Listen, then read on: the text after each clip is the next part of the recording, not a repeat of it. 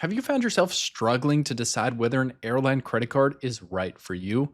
Or maybe you're holding airline credit cards right now and you're trying to decide whether they're worth keeping or worth canceling altogether. If things have seemed a little more confusing lately than usual, well, factually, you'd be correct. There have been big changes to the airline card industry. I'm going to reveal what's going on in the airline industry that's made airline cards so different now than they've ever been before, the do's and don'ts when picking an airline card, and still the airline cards out there that, for me, provide great value. This is going to be a fun one, so let's dive right on in.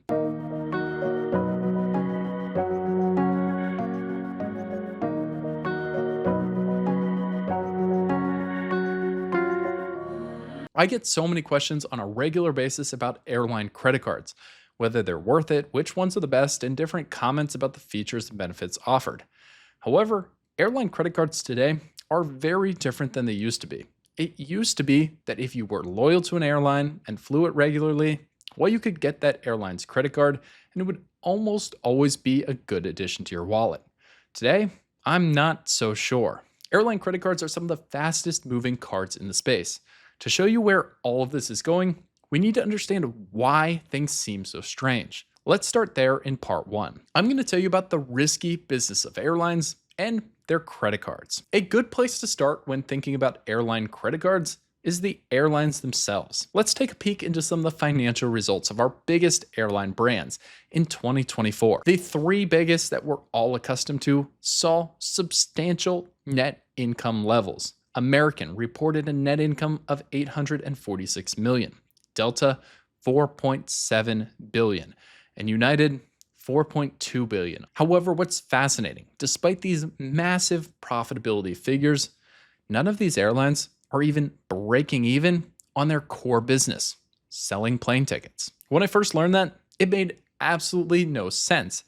However, as a credit card enthusiast, I was intrigued. These companies are making millions or billions of dollars in profit a year, yet selling airline tickets to customers, of which there are hundreds of thousands going on these airlines a day, is not actually making them money. Well, let's turn our attention to what really is. And that is, drumroll please, credit cards. In fact, without their co-branded credit cards, not a single one of these airlines I just mentioned would have been profitable in 2024. That's because their credit card portfolio, well, it's been termed a goldmine for these companies. So let's take a dive into exactly how this works. Stay with me a second. This will all come around into the changes you're seeing today. This right here is the Delta SkyMiles Gold Card.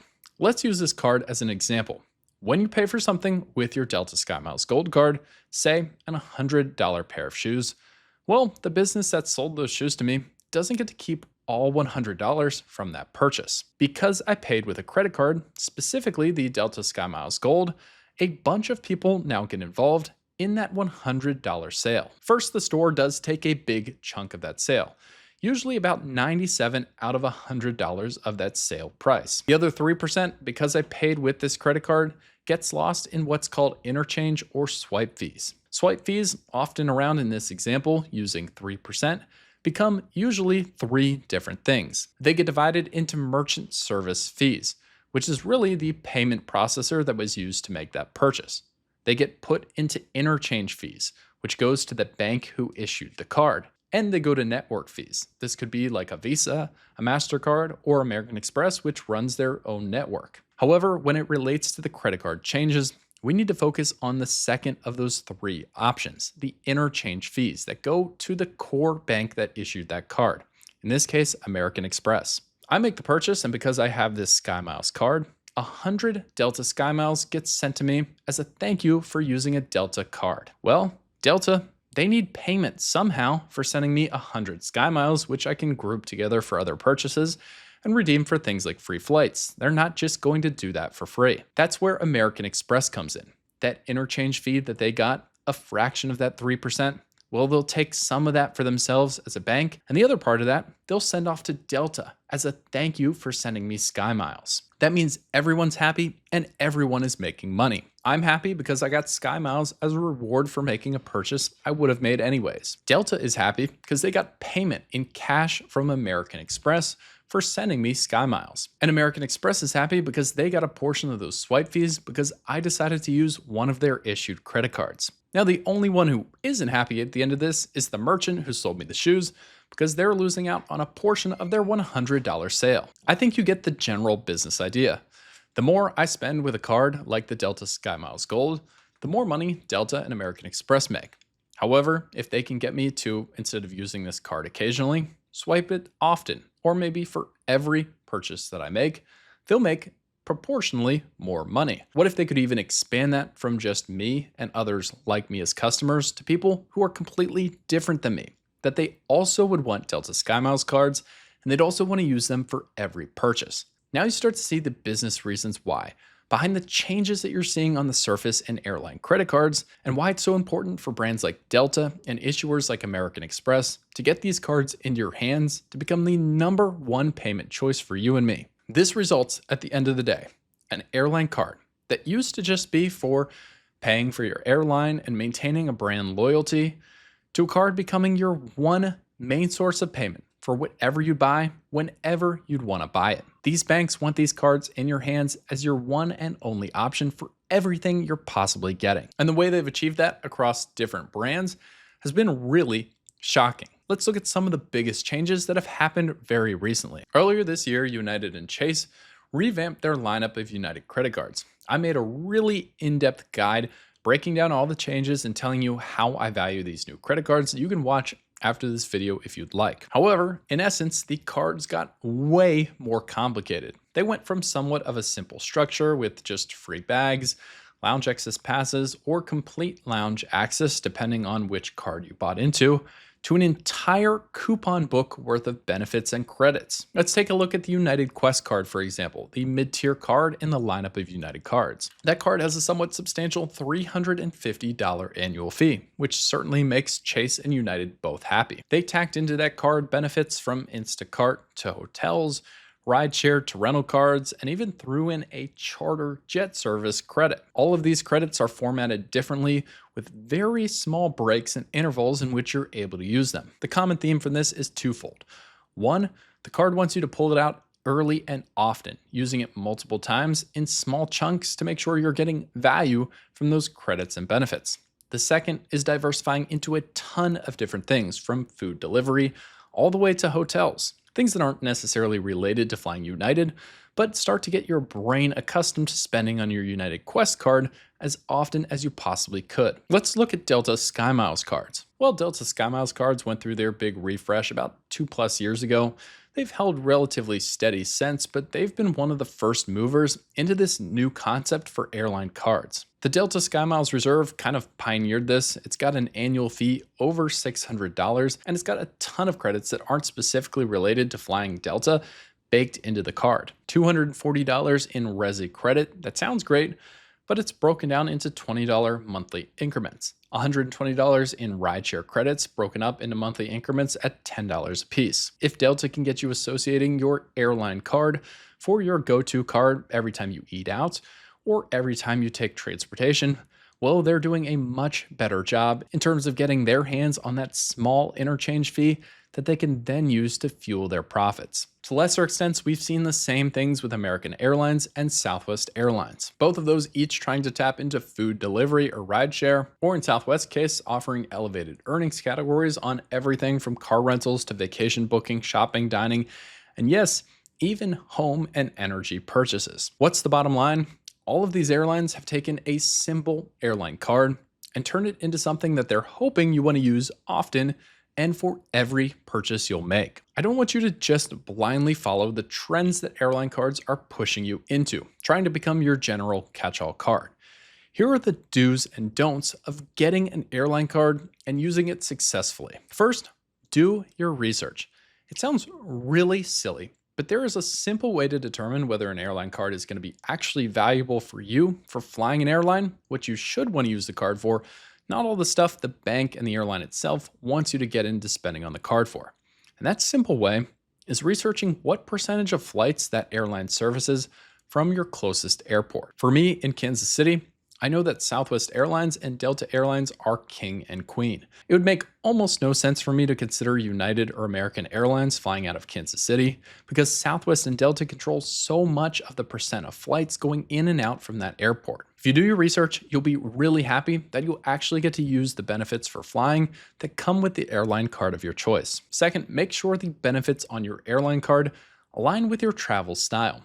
Free checked bags are a must. If you like to visit airport lounges, calculate the estimated value you'd get from going in and out of those lounges, and then make sure your lounge access aligns with you or your family's personal travel habits. 3. Start with lower tier cards. First of all, the Delta cards have a family language that incentivizes you to start low and work your way up. However, even if you go outside of Delta, it's never a bad idea to start with a free or one of those lower tier cards, think between $99 and $150, as a relatively low investment before going onto the higher premium tier credit cards. Oftentimes, these lower cards actually offer better value for the money that you pay. You get a taste of those benefits, and if you still want more, you can always upgrade in a product change or reapply and capture a higher sign-up bonus on the premium version of that airline's card. Finally, my favorite tip, especially once these cards start going crazy and offering you all sorts of benefits and credits, is playing the game, Can I Get to Zero? The Can I Get to Zero game is simple. You take the annual fee as a starting point, look at the credits and benefits, and picture your year normally. If you would spend normally in those credits and benefits, assign a value that you get back from the annual fee that you pay in at the beginning.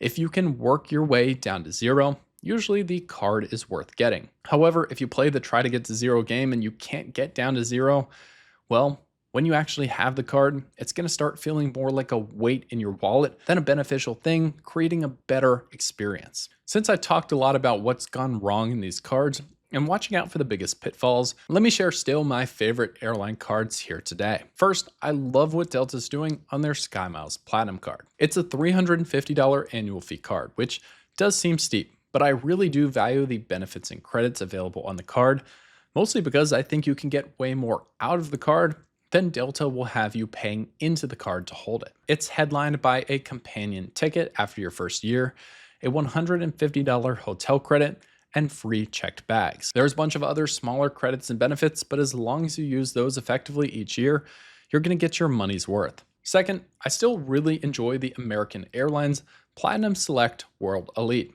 It's got a $0 introductory annual fee before going up to a very manageable $99 annual fee. This sign-up bonus is decent, ranging between 50 and 80K miles, but now that American Airlines is a transfer partner with Citi, you have a real chance to get this card, add some other Citi cards on the back end, and keep your points flowing into American Airlines.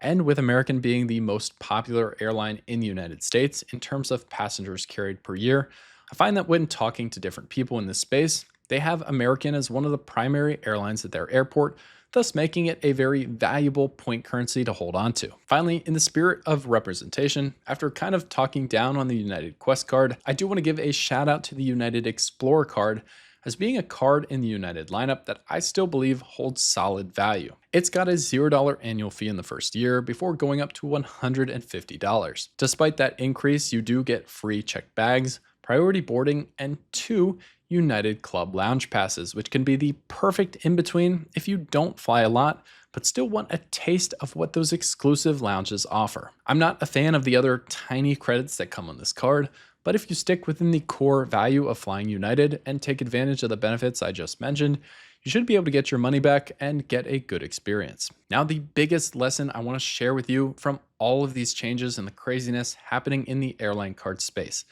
is that there are a lot of people making money here. We know the banks are. We know the airlines are. And I also want to make sure you are as well. Make sure you're benefiting from these cards. That means being careful, doing your research, and paying off your balance in full on time every single month, because the value of the rewards and the credits does not outweigh the insane cost of the interest of carrying a balance on these cards. As always, I appreciate you being here, and thanks for watching the channel. If you want to support the work I do for free in any way, and one of these cards works for you, consider applying through the link below in the description. It's the best free way to support my work, and one of the ways I can keep the great editing and content coming out to you on a regular basis. Thank you so much for your support, and I can't wait to see you in the next video.